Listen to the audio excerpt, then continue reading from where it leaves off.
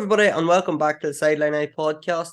We're looking forward to our preview show, and we're previewing the big game coming up on Saturday. It's Armagh against Antrim in the opening round of the Ulster Championship in the box at Athletic Grounds at a 5 p.m. throw-in. I'm delighted to be joined by former Antrim goalkeeper Chris Kerr and now Ballymacnab goalkeeper. So he's playing his stuff in Armagh at the minute, so perfect man to get on and preview this game. Chris, as I say, the first round of the championship, it's probably a strange feeling coming so close after the league. The league's just read up 2 weeks ago, and it doesn't give teams much of a chance to sort of review their league and prepare for the championship. It's a quick turnaround. Yeah, and thanks for introducing me there, Sean. As I feel like a bit of a spy there in both camps, yeah, it's a tough one. Like if you're going well, you want to keep that momentum going. Like it's just a week turnaround, or ideally 2 weeks. But I suppose probably both teams have had mixed league campaigns, so they probably wanted a wee bit more time to try and see if they could improve things or work on things. Like so, it is what it is now. Like the players, from a playing point of view, it's probably better because you're playing more games as opposed to training. Until this restructure came in, you would have been waiting another 8-9 weeks. The Ulster Championship started, like so. It's good in a way, like that. It starts like so, and it gets the ball rolling for teams. I think particularly for Armagh, having suffered relegation, it's good that they can just sort of, you have to worry about that next year. We just have to turn our focus to the championship. While if there was that 8 or 9 week break, there's a whole crisis meeting maybe about getting relegated and that. So from an Armagh point of view, it's probably the best thing that could have happened is a 2 week turnaround. Yeah, like I think like having just read, like obviously playing in Armagh, living in Armagh, and just hearing people and following the social media stuff, like I think a lot of the abuse that's being vented towards the Armagh management team and the players is I don't get it. Like I think it's way over the top. I think Armagh fans were spoilt last year with a lot of the high excitement game against Galway, obviously.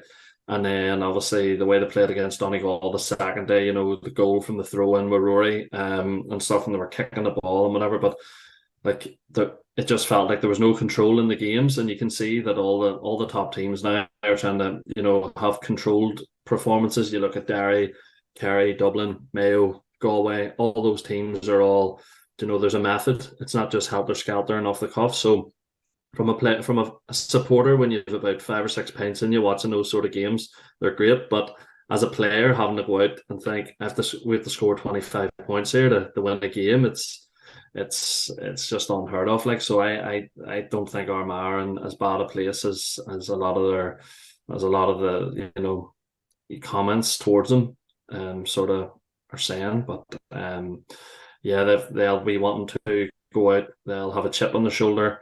And they'll be wanting to prove people wrong, and they've a great opportunity, quick turnaround. They don't have to worry about players come back to their clubs for 8 or 9 weeks. They've got them still there 2 weeks, work on things, and get back out again and just hit the ground running. I think just on that, Chris, it's maybe when Armagh were getting beat every week, or what felt like every week, everything was down. But when you look back on the league properly, the drew with Mayo, who won the league, were beaten by a point by the All-Ireland champions and beaten by 2 points by the All-Ireland finalists. The three, going by the league table anyway, three best teams in the country. It's not a bad league, and just probably unlucky that they didn't get an A point or two somewhere along the line. Yeah, and I think people have said they're very defensive, and went defensive. Like every team in the country is playing this way. Like from like Kerry play this way. They just take their chances. I think just up front with Armagh, they just maybe didn't take the chances that they created, and like last year, just everything they hit turned to gold. Even the goal chances they got, and Galway, they probably should have kicked on and won that game. I'm sure they know that themselves. And then let's just say the Mayo game showed great character to come back when they weren't at themselves that day. I actually thought the Tyrone game was their best performance. I actually thought they were very good that day. And just it's one of those things. Tyrone looked like they're on the up as well, and just two good teams. And say Tyrone had a serious chip on their shoulder with Armagh beating them 3 times last year. So it's not all doom and gloom. And I think Armagh will come out swinging here in early, just to try and quieten a few of the critics. And just on Antrim, their form as well, Chris, finished third from bottom in Division 3. That's maybe not a true reflection of their league campaign. They beat Cavan, or the first team to beat Cavan, who had won their first 5 games. They should have beat Down. I don't know, you were there that night, I was there as well. Definitely should have beat Down. Should have beat Fermanagh as well. I think they were maybe 8 points up on Sean Quigley. Morna got a late goal. If they had got them 2 wins against Down and Fermanagh, they're right up in the conversation for promotion. So while they finished in round the bottom, they're not as bad as that would suggest. No, like, I mean, when we spoke, obviously, the McKenna Cup sort of preview and all, after the game, I just feared for the worst then after the performance, especially against Armagh. It just came home that night, just thought it was going to be a long year for them. But to be fair, the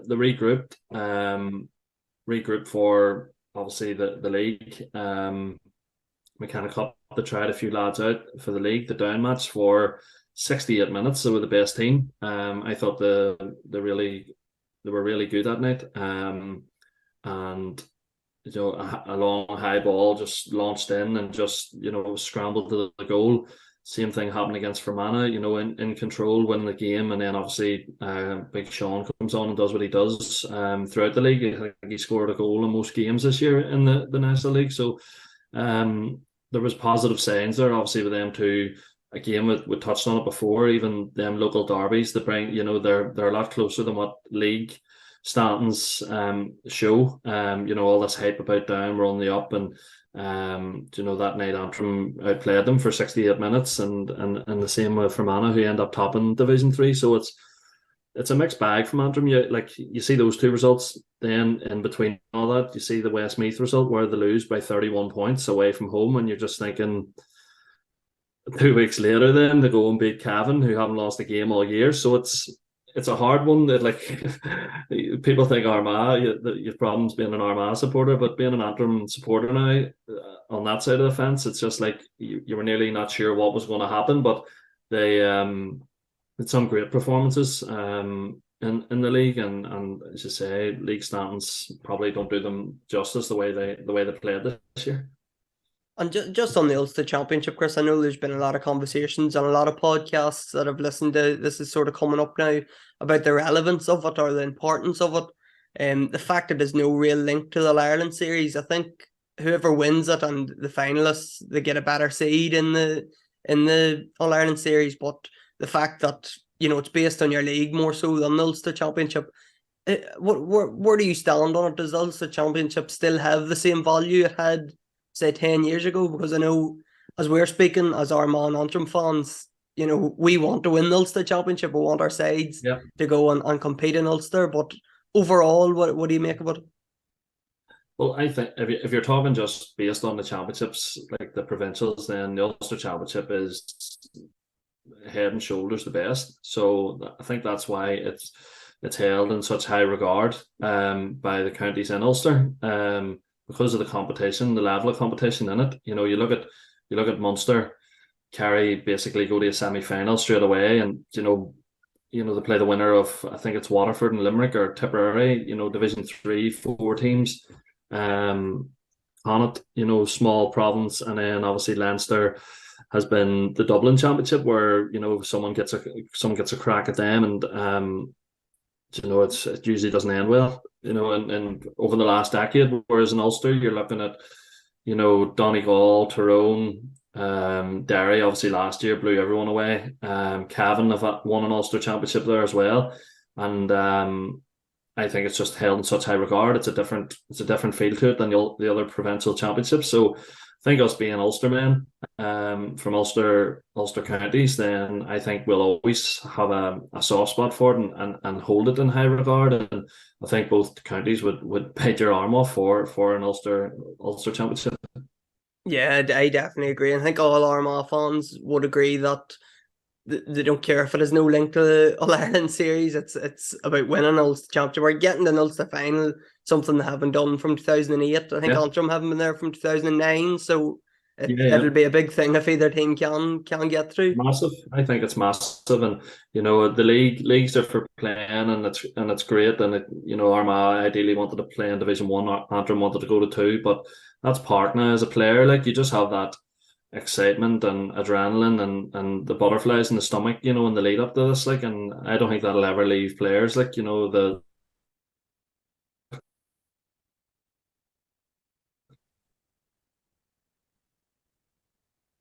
And Chris, on a few of the players that Antrim might have, as I said, I was at that game against Down that night, and one of them stood out was Rory McCann in full forward. Now I know there's two Rory McCanns. There's a Craigan one and a Hagallen one. I think this is yeah, the Hagallen one that was the bear in the yeah, square that night that got the two goals. yeah, I think he was on the panel a couple of years ago, but he never really made his way into the starting team. He's there now. I think he's got 3 or 4 goals in the league. He's yeah, a real handful, a real, as I said, a burn a square, a real old fashioned target man. He's yeah, gonna be difficult for him to handle because Antrim do have a decent forward line. You've Owen Eastwood, yeah, you've Ryan Murray up there, Dominic McInhill played well in the yeah, Mechanic Cup against Armagh. So McCann, he's going to be a handful for whoever Aaron McKay or Aidan Falker, whoever picks him up. yeah. No, he's been on the panel even like before my sort of small song go back last year. He was on there and he was probably just a bit young and naive and stuff, and he's went away and he's played well for Hagal. They've got the back-to-back Antrim finals. He's obviously been a vocal point for that. He's a big man. He must be. He's 6'5". He's a good pair of hands on him. He's big, he's strong, he has a decent turn of pace, like, so he's done well, and that seemed to be Andy wanted big physical players this year for Antrim, and Rory fitted that bill. And to be fair, he's went in and he's taken his chance, and he's done well. He's going to be a handful for anyone, like, so I would imagine you'd be looking at maybe Aaron Mackay maybe to pick him up. He seems to be in there at full back at the minute. And whereas Aidan seems to be driving forward a bit and sort of chipping on his 2 or 3 points per game, so I would expect Aaron Mackay to pick up Rory, like, and it'd be a handful for him. I think between the likes of McKay and McCambridge has stepped up as a sort of go-to man marker this year. He's went on Clifford Yeah, and Shane Walsh. It just frees up Aidan Falker that wee bit more, doesn't it? Because I know even though he was marking Darren McCurry against Tyrone, he still come forward. He got 2 points. He should have had a third, and he's brilliant for Armagh, breaking out and setting up play. He's obviously a forward at club level, so he can yeah, score as well. It's nice to have that freedom of leaving Falker. He doesn't have to be on the edge of the square marking Michael Murphy or whoever every time. yeah. No, definitely. Armagh are good at that there, disguising players where they play for their clubs in the different positions. Obviously Ethan and then Aidan, like, Aidan plays full forward a lot for Mahari, and obviously Ethan does what he does with Grange. So it's a good, obviously, and Cambridge is the same, even just touching on Barry, like, I've seen him the last couple of years and been nothing but impressed by him. I think the way he drives forward, he must be an absolute nightmare to get picked up by, because not only just his pace and his power and his man marking ability, but the way he can put someone on the back foot. People are he'll probably spend a lot of his time in the Antrim backline, driving forward as well. So I actually think it'll maybe Barry maybe pick up maybe like a Ryan Murray type player, someone a bit quicker and stuff. So I would expect just Mackay and McCann just to have an old school sort of battle, just of throwing themselves about, like, so, and then obviously Aidan will be driving forward and trying to put Antrim on the back foot as well. And just on Antrim's physical power, Chris, you mentioned that about Andy seems to be picking physically imposing physically big men, and Yeah, that is the case out around the middle of the field. And speaking to you off there, I was just looking through their team sheets over the league, and Kevin Small and Connor Stewart seemed to be the yeah, midfield pair, and up until the last 2 games it changed. Colin McLaren and Jack Dowling were the midfield pair in there, yeah, so you would know obviously a bit more about them boys. Connor Stewart was the big one for me against Down. Thought he was superb that night. I yeah, think he kicked 3 points maybe from midfield. yeah. So they're going to be Exactly. Yeah. they're going to be powerful around that middle area, aren't they, Chris? They're going to be huge, big, strong men. Yeah, no, Connor and Kevin probably finished the league and championship last year, and they're both young men, like, but they're Connor must be 6'4" as well, Kevin 6'2", 6'3", and then the other two lads are quite big as well. So um again, Connor has maybe 21, 22, and he really stepped up this year in the middle. Last year he would have played a lot with Mick McCann and stuff, and and probably picked up a lot from him as well playing in the round there. So it's great to see. He's a great lad as well. Like so, we'll see how they do at the weekend and what pairing he actually goes with. I wouldn't know too much about Colm. He seems to have done okay since he's come in. Jack has been thereabouts in panels over the years. Again, big physical man, and probably somewhere where Antrim will target this game, as Armagh have been out without quite a few normal midfielders. Have had to go with like Campbell in there. Rain has played in there. Mackin, both Mackins have played in midfield, I think, actually this year, just from watching the game. So it'll be interesting to see. That'll be a big. I'd say that'll have a big influence on the game. If Antrim can get a decent foothold in there, then they'll give themselves a big chance. That's been an area of concern for Armagh throughout the year, and something we've spoke on this podcast about at length is their midfield injuries, and Grimley only coming back. Mackin had missed a bit, Sheridan had missed a bit, and obviously Creeley was the big one, missed the whole. He missed the entire league. He's been back, seen him doing runs after the Galway game out in athletic grounds. The word is he's back training. Whether he's fit or not, to just throw him in at the start, Chris, there's probably a question mark about that, especially when we don't know how far along he is. But Armagh could be doing with him from the start if he is fit. Yeah, like definitely. Like we played Mahri last year in Championship, and I think near the game I sort of found myself out around midfield, and it was only then I realised how big he was. He's a big man. He's probably the biggest player in Armagh. So I think even just this year Armagh maybe just missed him. That there was teams able to take those midfield marks, and I think when you have someone that size, just doesn't happen.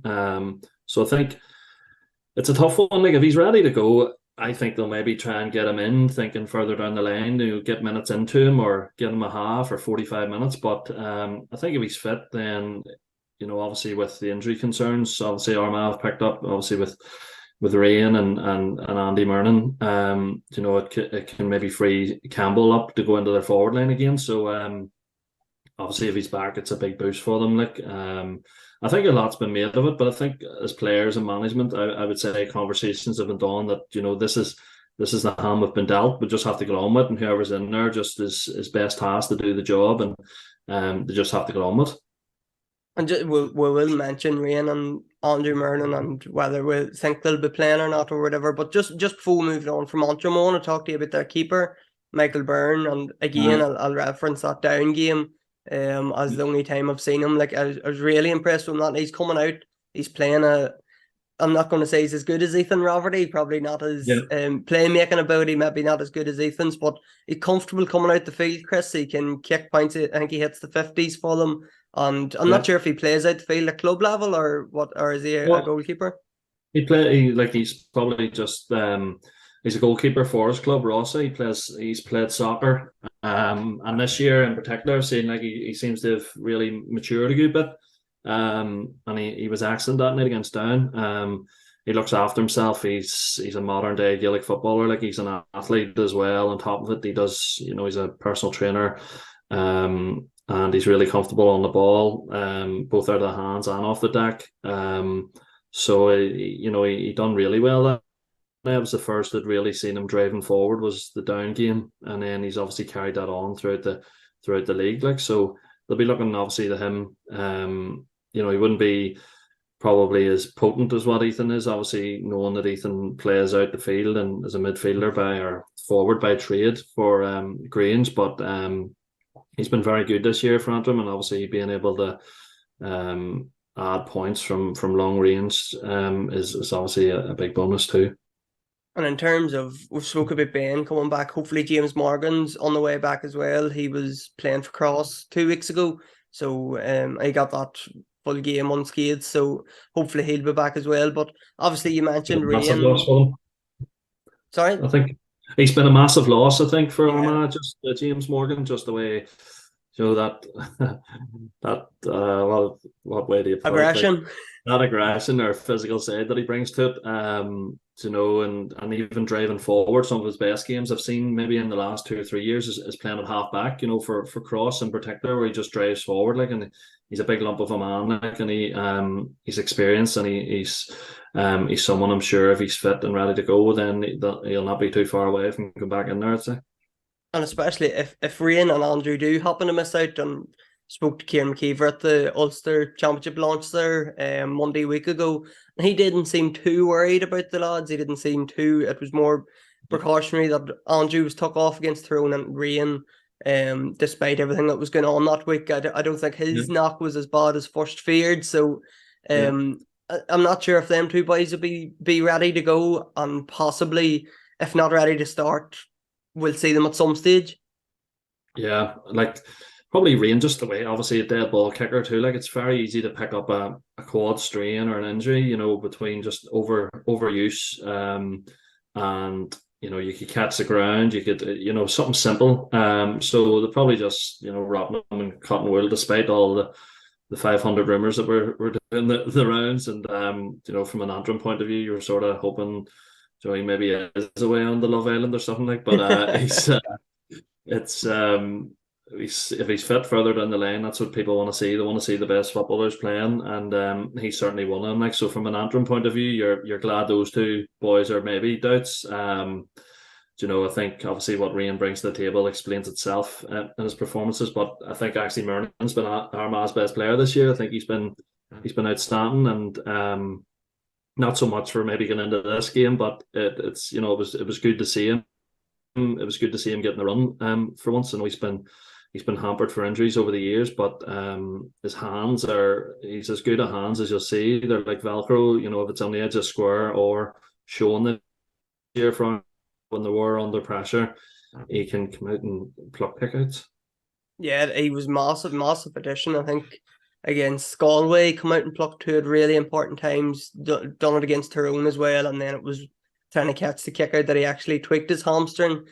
So we're hoping them two boys are available, but as we say, we're not 100% sure whether they'll be in from the start or whether they'll be fit for game time, or what way it'll work. But Chris, I want to talk to you about the Armagh attack as well. It's been a big thing about them only scoring 2 goals, and I don't think you can score bad goals, but not great goals. The TK one was a present from Roy Bagan, and Ethan's against Galway was just a huge ball into the square that Galway didn't deal with. On the other hand, Antrim have conceded 15 goals in the league, and do you think our Armagh looking at that and going, right, we have to open up a wee bit here and go after them and try to get goals against them? Because when the sides met in 2021, it was Armagh scoring 4 goals. That was the difference in the end. No, definitely. I think even Antrim conceding that, they'll be wanting to shut up shop a bit more and make it difficult for that Armagh forward line. Despite the two boys out, you've still Rory, Campbell, Turbot, Nugent, amongst others, TK, who can all come in and cause damage. So I think limiting them boys' chances and, trying to keep it a bit tighter will definitely be Antrim's game. Armagh will be hoping the opposite, obviously, that they can try and get the confidence back into the forwards, go for the goals. And they've shown over the last sort of year or two that they're potent when they're at it. It's going to be a big thing. Obviously, goals win games, as they say, Chris. Who do you see coming out on top here? Obviously, from an Antrim point of view, if Rian and Andrew aren't fit to play, and possibly Creeley and Morgan aren't back yet, it gives them a stronger chance. But overall, I think Armagh are fairly confident. It's not going to be the walkover maybe that some feel, but Armagh fans will be confident that they can get through this. I think it's the Armagh are going to come out swinging. The abuse they've taken, players, management. It's I don't really.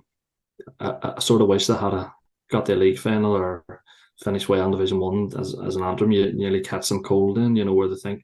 Whereas now that they're going to come out with a point to prove, backs against the wall, management, players, and they've shown that they are a tight knit group. So from that is that there's not ideal for Antrim. But on the flip side, Antrim have shown this year that if teams aren't at it, then they're more than capable of if not run them close, beating them. Beating Cavan, who wait in the wings, whoever wins this, pushing down close, pushing for mana for 68 minutes, both games. So it's a free hit for Antrim. They're going to be playing in the Tailteann Cup anyway. They've nothing to lose. All the pressure is on Armagh. Living in Armagh, probably you're hearing all the hype of fans in particular, not the players, but need to get the Ulster final. They need to do this. They need to do that. So from an Antrim point of view, that's probably a good thing. There's no pressure on Antrim, and it's 45 minutes down the road. Rock up and give it a lash. And if Armagh aren't at it, then it could be a trickier one. But just with the level Armagh were playing at this year, the opposition they were playing, you would expect them to come through. And as much as that pains me to say. No, well, you summed that up well, Chris. I think that is how most people feel about it. It's not going to be a walkover. It's going to be a tough game, especially 2 years ago. It was a tough game. Only Armagh pulled away in the second half for a couple of goals. So right. Armagh fans sort of know what to expect with Antrim, and hopefully, as you say, that they don't let their guard down and that they can come through it. And no more injuries and nothing to worry about, and fly to Calvin in 2 weeks for another game. But Chris, brilliant to have you on. Appreciate you coming on. Just before we finish up, best of luck to the Armagh Camogues. They're in the Division 3A League final, taking on Carlow this weekend. So best luck to them. Hopefully they can finish their campaign with some silverware. Chris, great to hear from you. Appreciate you coming on. Thanks very much. No bother, Sean.